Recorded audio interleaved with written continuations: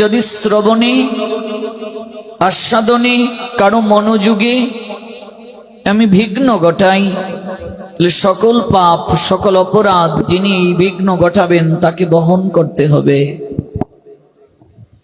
কাজেই সতর্ক থাকুন। সাধু সাবধান, চোরকে বলা হয়নি, সাধুকে বলা হয়েছে। তার কারণ কি?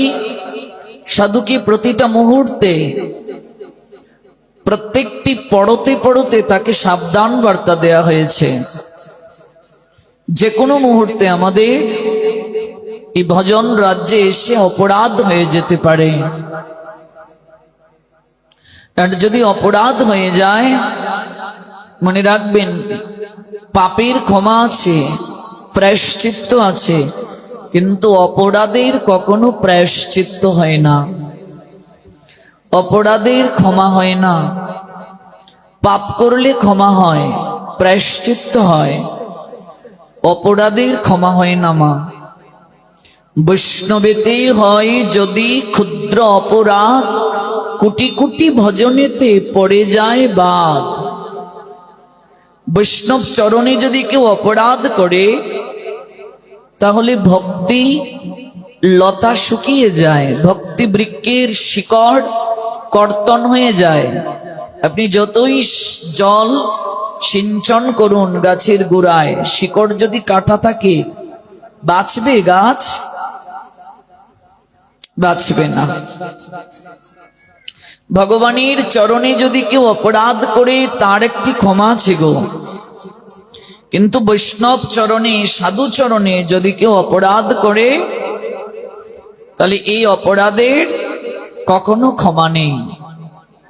যার চরণে অপরাধ করা হবে, তিনি যদি কৃপা করে ক্ষমা করেন, তাহলে ক্ষমা প্রাপ্তি সম্ভব, নইলে কখনো ক্ষমা প্রাপ্তি সম্ভব নয়।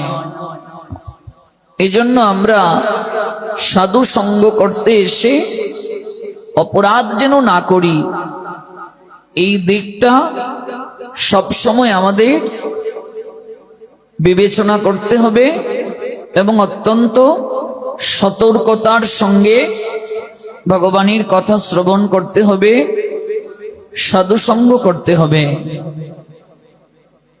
কায় মনোবাক্যে শ্রবণ করুন, এবং এই শ্রবণ যেন আমাদের অত্যন্ত নিষ্ঠা সহকারে হয়। এই শ্রবণ যেন আমাদের শ্রদ্ধার সঙ্গে হয়,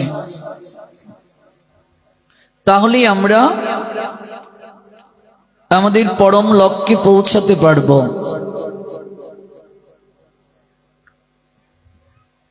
অনেকেই গতকাল অনেক প্রশ্ন করেছিলেন,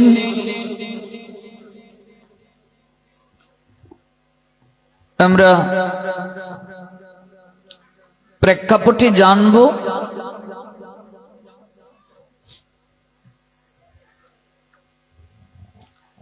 তৎপূর্বে চলুন আমরা গতকাল যে স্থলে ভগবানের কথার বিশ্রাম টেনেছিলাম,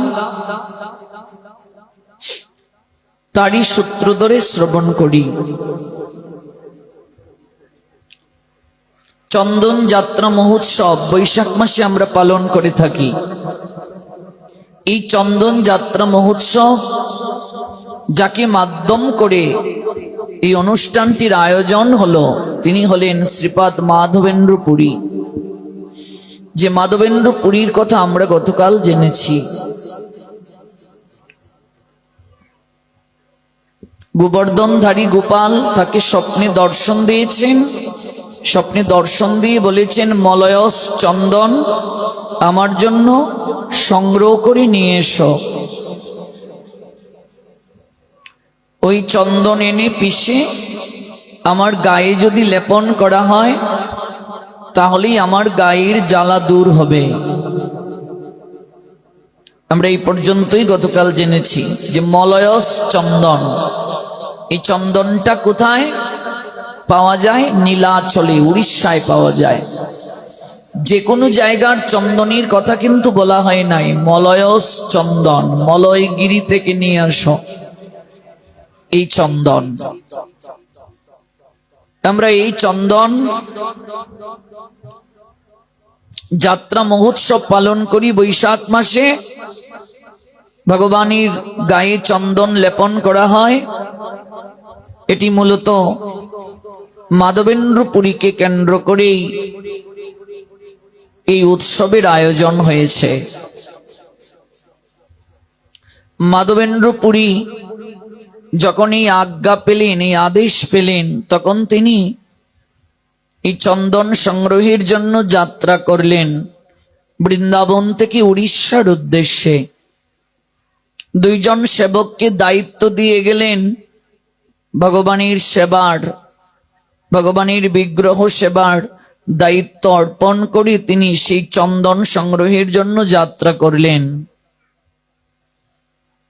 তো বৃন্দাবন থেকে উড়িষ্যায় যাওয়ার পথে রেমুনা একটি জায়গা আছে, বর্তমানে এটি উড়িষ্যা রাজ্য।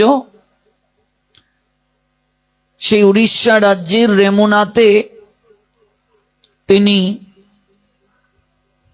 অবস্থান করেছিলেন গোপীনাথের মন্দিরে। ভগবান শ্রী গোপীনাথের মন্দিরে তিনি ভগবান শ্রী গোপীনাথকে দর্শন করার জন্য সেখানে তিনি রাত্রিতে বাস করবেন, সন্ধ্যাবেলা আরতি দর্শন করবেন, বিগ্রহ দর্শন করবেন এবং পরবর্তীতে সেখান থেকে তিনি বৃন্দাবনের উদ্দেশ্যে যাত্রা করবেন। এটাই তার মনে বাসনা। ওই রেমুনাতে গোপীনাথ দর্শন করতে যখন তিনি এলেন, আরতির পর সন্ধ্যাবেলা গোপীনাথকে এক চমৎকার ক্ষীর নিবেদন করা হয়, অত্যন্ত সুস্বাদু। এই ক্ষীর খাওয়ার সৌভাগ্য হয়েছিল আমার।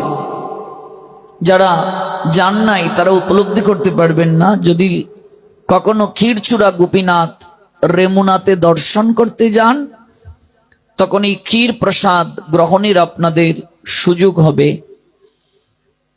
চমৎকার এক প্রকার ক্ষীর গোপীনাথকে নিবেদন করা হয় আরতির পর।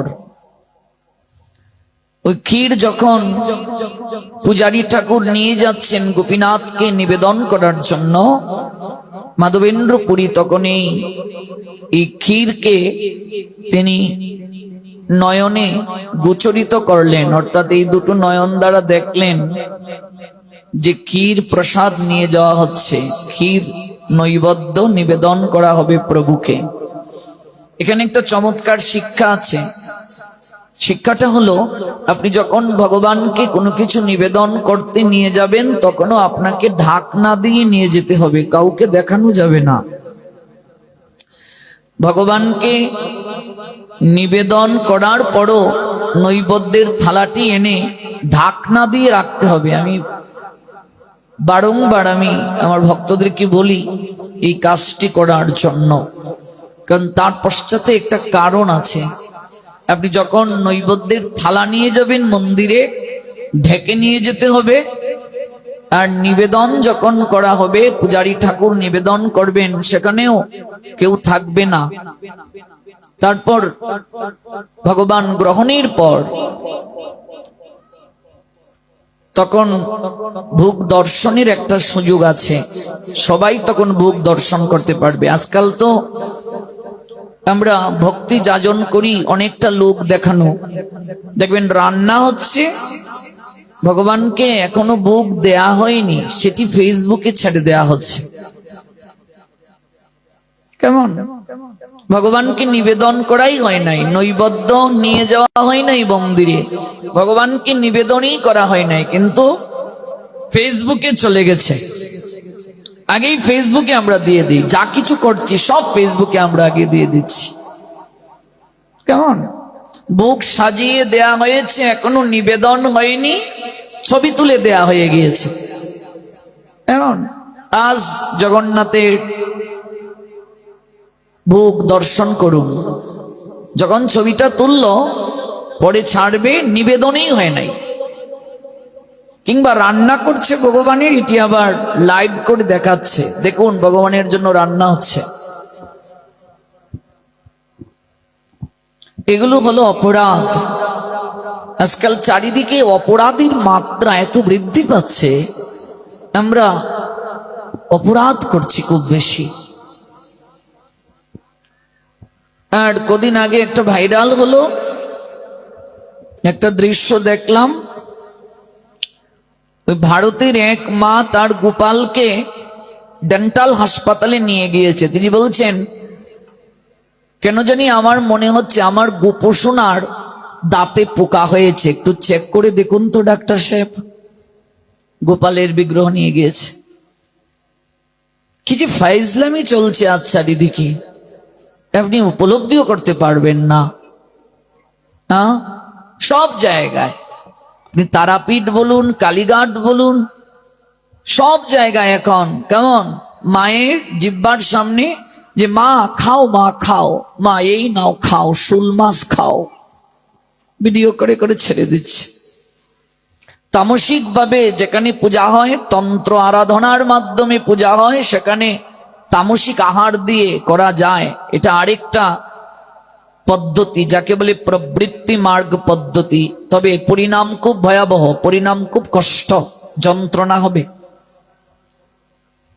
আমরা যে মার্গ অবলম্বন করছি এটি নিবৃত্তি মার্গ, ত্যাগের মার্গ। শ্রীমান মহাপ্রভুর যে আদর্শ, এটা নিবৃত্তি মার্গ, প্রবৃত্তি মার্গ নয়। প্রবৃত্তি মার্গে বলি আছে, এটি কাদের জন্য? তামসিক মানুষদের জন্য। ভূত প্রেত এবং অসুর ভাব সম্পন্ন যারা, রাক্ষস ভাব সম্পন্ন যারা, তাদের জন্য এই প্রবৃত্তি মার্গে বলির বিধান। কিন্তু এটি সবার জন্য নয়। শ্রীমান মহাপ্রভু, যিনি কলিযুগে ত্রাণকর্তা, তিনি কিন্তু বলির বিরুদ্ধে আচরণ করে গিয়েছেন। কাজে আমাদের এই জায়গায় থাকতে হবে। শাস্ত্রে বলি আছে কিনা যদি জিজ্ঞেস করেন, এক কথায় উত্তর কি? আছে। কার জন্য?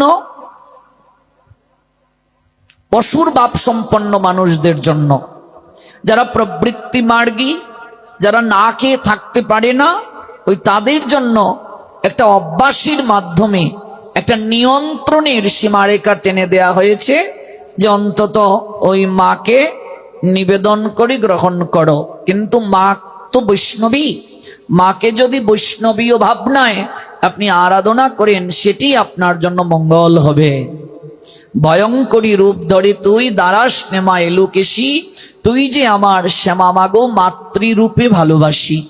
ভয় লাগে তোর ওই রূপ দেখে, সদা যেন থাকিস রণে, মুন্ডুমালা ফেলে হাতে নিয়ে আয় না শ্যামের বাসি।